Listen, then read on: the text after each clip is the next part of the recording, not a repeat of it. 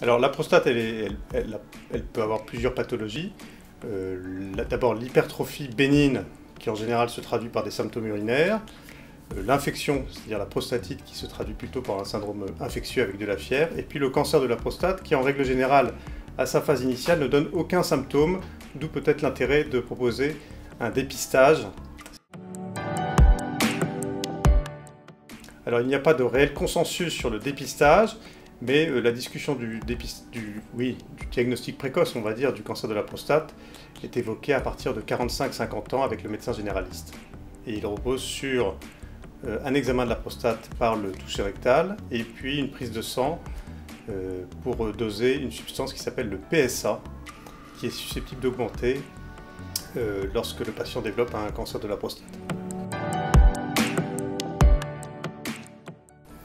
Alors, lorsque le PSA est élevé, il y a une suspicion de cancer de prostate, mais aucune certitude, parce qu'on sait qu'il augmente dans de nombreuses circonstances, notamment lorsque la prostate augmente elle-même de volume dans l'adénome, lorsqu'il y a une inflammation ou une infection de la prostate, et puis aussi lorsqu'il y a un cancer de la prostate.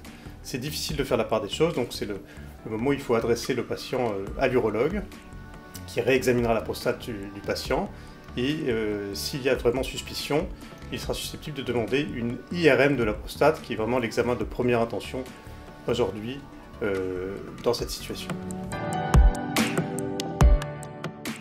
Si un cancer est confirmé, plusieurs situations. Soit c'est un cancer qui est dit non évolutif, relativement indolent, et donc à ce moment-là on va simplement le surveiller, c'est-à-dire vous aurez des rendez-vous très réguliers, réalisation d'IRM, du dosage du PSA, examen de la prostate, et puis on ne traitera que si ça évolue. Aujourd'hui, c'est à peu près un tiers des cancers qui sont pris en charge de la sorte.